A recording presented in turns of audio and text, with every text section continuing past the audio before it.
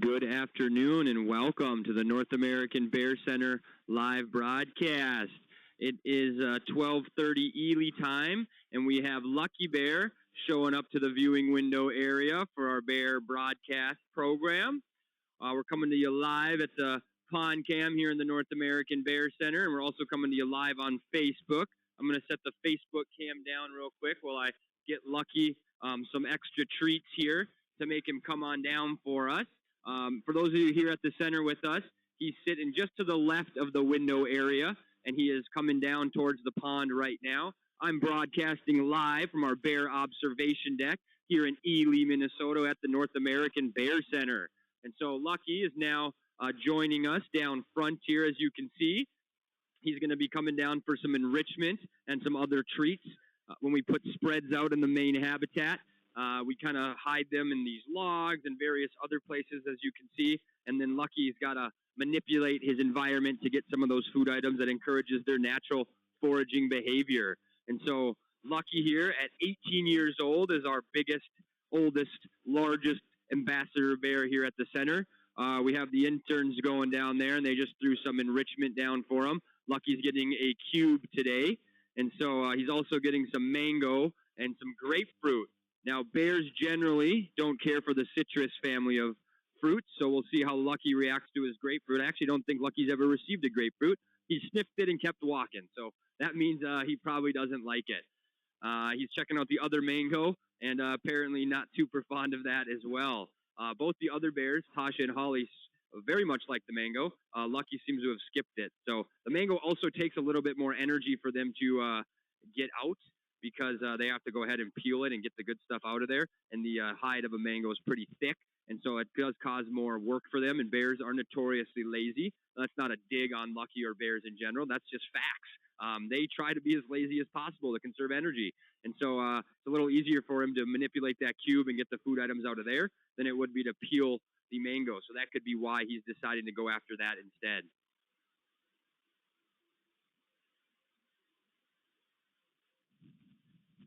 So the reason we have to do enrichment for the bears is because they're not going to go through the same experiences as they would in the wild, all right? And so we need to give them enrichment to cause stimulation in their brain.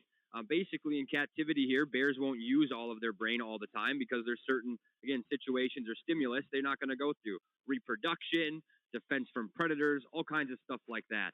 And so for that reason, we got to give them puzzles or challenges to solve for a food reward. This causes them to exercise their brains, which is exactly the point of enrichment. And so Lucky here and all of our bears at the Bear Center get enrichment every single day, and this helps them to exercise mental abilities. And if we don't do this, they'll develop what we call captive psychosis. In other words, their brain and the parts they're not using are going to turn to mush. All right, so in a similar way, if a human doesn't use its certain parts of the brain, they will also develop similar deficiencies. And so the same is true for the bears. And so we give them these enrichments so that they will exercise their brains. We want mentally and physically fit bears here. And so enrichment helps keep them mentally fit. Now you'll see Lucky's well-versed at the cube enrichment. He's just using his muzzle to manipulate that. There's 2 holes drilled in there, and the food will spill out the holes. Now, as he works at it, it's going to get harder and harder for the food to fall out the holes. And so he'll have to continue to manipulate that. Now, this is just one basic form of enrichment. We even have more basic forms of enrichment, and we have more complex ones as well. And so keeping the enrichment a variety is also important. If we give them the same challenge over and over again, that obviously is going to lose its luster and the point of mentally exercising them. And so we want to make sure we vary them. Now, those longtime viewers that have been here at the center and supporters for us for quite some time, you've seen this enrichment quite a bit. This just happens to be one that's easy to do down front for the staff. Also, once we put the enrichments in there, getting them back, it can be quite challenging. The bears can take them and do whatever they want with them, and so then we have to get all the bears into their smaller habitats in order to retrieve some of these things. And so it kind of depends on the situation, the staff, and the bear of which one we're going to use. Also, the bears can break some of them, and so that's the testing and trial and error that the staff goes through to make new enrichments for the bears. We never get away with using our first design. The bears always show us the design flaws from that first one, and usually it's about the 3rd, 4th, and sometimes even the 5th design that actually gets the bears and an enrichment that they can't break or destroy, but causes that mental stimulation. We also have permanent ones built in the habitat. So the habitat, the main 2.5 acre habitat, actually acts as an enrichment all by itself. Because, and I'm going to take a quick pan here to show everybody, it is naturally wooded and forested, which means the vegetation in our main habitat is pretty natural. There's not a whole lot of manipulation done by us. Most of it is completely natural. And since we live in the bear territory here in Minnesota, a lot of it, since it's naturally wooded, is good bear food, and it's natural bear food. And so we'll see that they will spend a good amount of time foraging for those natural foods, and they actually prefer the natural foods over the stuff that we feed them. And it's for exactly that reason. It's a natural food item, and so the bears naturally know how to know what to do with it when it enters their body. And so again, we see even these delectable fruits that we've given Lucky. Notice he's just passing them up. He's going to look for some other options. Our bears spend a regular amount of time grazing in the main habitat as well for grasses and clover. Those are two of the few items we've actually planted or put into the habitat to encourage the bears. I'm going to take a quick pause here and let the folks know here on the deck. Lucky's going to stand up down here. If you go down there, he'll be right below your feet. So if you want to head over there, feel free to do so. He's using what we call the stand-up feeder. I'm going to get a quick shot for those folks viewing with us online. But you can see if you come out and visit us, we get the bears to use these feeders, and they'll stand up and be right below your feet, which is pretty cool. So I'm going to jump up here and get out of the way so the folks can check that out. And then the folks inside are seeing Lucky stand up right by the window there. And so you get a pretty close encounter here, but obviously with a fence between you makes it pretty cool, and you get that cool up-close view. So I'm making sure none of our guests here are on camera because they might not want to be, but some of your toes and feet are, just to show the folks online how close you can get. But again, this is Lucky down here. He's our oldest and largest bear, and he's using what we call the stand-up feeder. Again, just shows off the full size of the bears in a lot of cases. And for those of you who don't know, Lucky Bear is our resident from the north. All three bears are from different parts of the country. Lucky here is from Wisconsin. That unfortunately does make him a Packers fan. That is what it is. We'll deal with it. It looks like we have some Packers fans here, so they're pretty pumped about that. The staff here, most of us are Vikings fans, so we're not so thrilled about that, that Lucky's not on our side of things, but that's okay. We've also gone ahead and filled up some of the tree feeders in hopes that Lucky will climb. Now, that's up to him. We can't force the bears really to do anything for a couple of reasons. A, we don't want to for their care. If they don't want to climb trees or they don't want to be inside of the people, that's okay with us.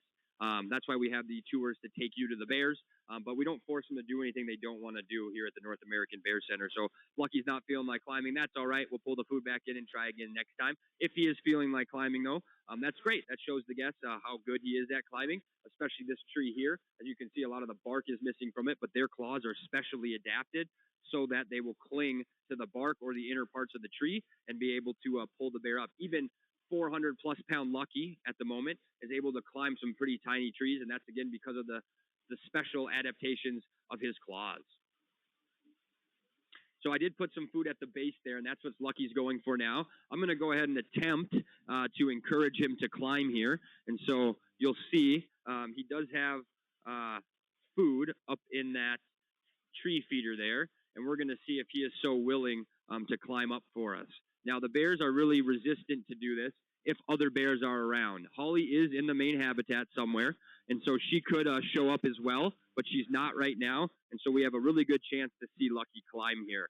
I put a good amount of food up there. Our bears are very good at cost-benefit analysis. In fact, all black bears are when it comes to their energy expenditure for a food item.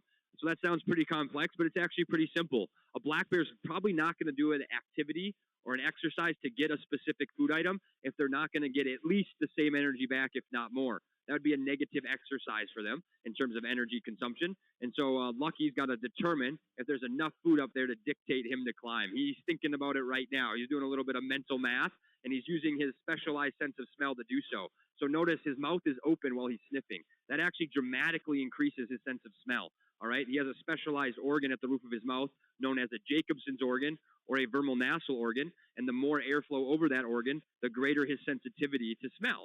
And so he's trying to determine if there's enough food up there. Now notice he smelled for a little bit and then walked away. So you might be thinking, oh, he's not going to climb. But oftentimes we see this. They like to get a quick drink of water and then find some other easy food items. So Lucky's going to make sure he got all the food items that are much easier to get than the ones he's going to have to climb for. Or he has determined that there's simply not enough food up there. So what I'm going to do is reel the thing back in here, and we'll add some food to it, and hopes that that'll encourage Lucky to climb for us. So you're going to see the trolley come in here. Lucky will probably notice that. That also makes him understand, because he's been here for a while, that there's probably going to be some more food going out on it. And I have a few cups of trail mix on there already. It's mostly almonds, peanuts, pecans, cashews, and then a little bit of dried cherry and a little bit of dried cranberry. Some pretty healthy food for the bears. A lot of people wonder how they get so fat on such seemingly healthy food items, and that's because their bodies are specially designed to do so. They can take any kind of nutrient, and their bodies are expertly adapted to turn it right into fat. So we're going to give it a few more minutes here and see if Lucky is so inclined to climb for us. But again, it is really up to him. If he doesn't want to, he doesn't have to. We'll pull that food in and use it for another program later. But he is really contemplating climbing. So we'll see what he does here. Again, he's going to make sure he cleaned up all the other food all around that base before he's going to go ahead and decide to climb for that food. So we'll give it a few more minutes and see what he's thinking. He's very interested in it, and you can see his nose and his snout is actively considering it. Now he might be looking to make sure there's no other bears around. And the reason they don't want other bears around when they do this is the other bear will get some of the benefit of Lucky's exercise. So what they end up doing is knocking that tray over, and a lot of that food just spills out on the ground. And so if one of our other ambassador bears is here and nearby, they're going to get the benefit of Lucky's hard work, all right? And they don't want that. And so Lucky's going to ensure there's no other bears around, and then he'll think about climbing. And he's contemplating it heavily right now. He rarely takes this much time to decide. Usually it's a quick, I'm not gonna, or it's a quick, I'm gonna. You can see he's really mulling it over up there. And he's taking his dear sweet time to decide whether or not he's going to end up climbing.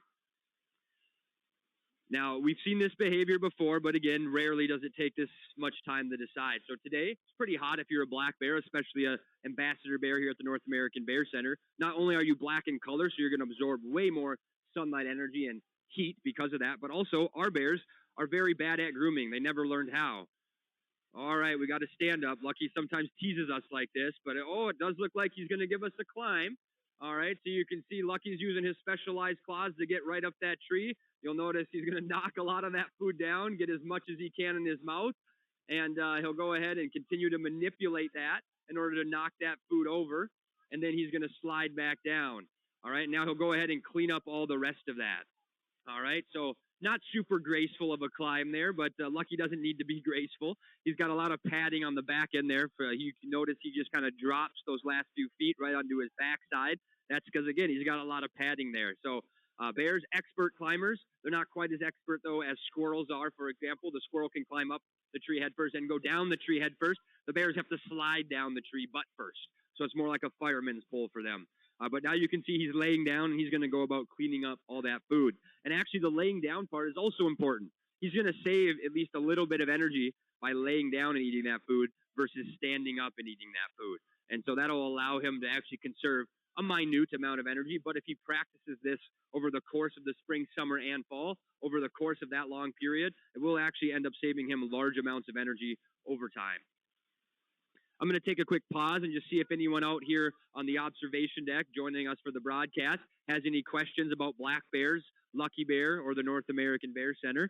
And so bear with me here as I take a quick pause. Anybody have any questions for our bears? No? Awesome.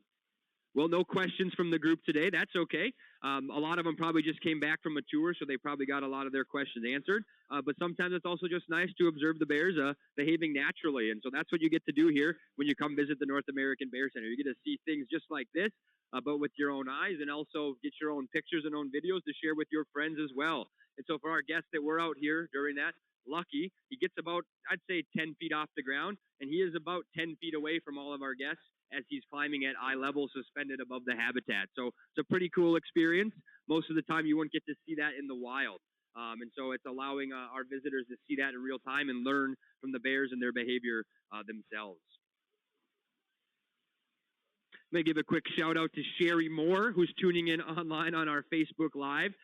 She says, "Hi, Spencer and all the staff at the North American Bear Center." She says, "Lucky Bear is looking great." Sherry's one of our longtime volunteers. She lives somewhere over in Kansas area, and she usually finds the time to volunteer at least once a year, but she's been doing that for quite some time. And it looks like she's checking in with us on Facebook. So hi, Sherry. Thanks for checking in and watching the broadcast. We appreciate you tuning in from far and wide. We have lots of guests tuning in from all over the country and all over the world to these live broadcasts. And so I'll remind everybody, we do these every Monday, Wednesday, Friday, live from our live cams at bear.org.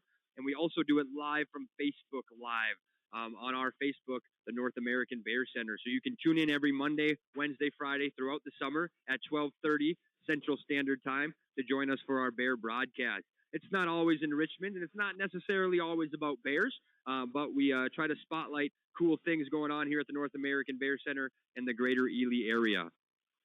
Well, that about does it for our broadcast today. Again, my name is Spencer. Happy to be doing some of the broadcasts here with you. You're going to start to hear other voices as our interns start to work in on the live broadcast as well.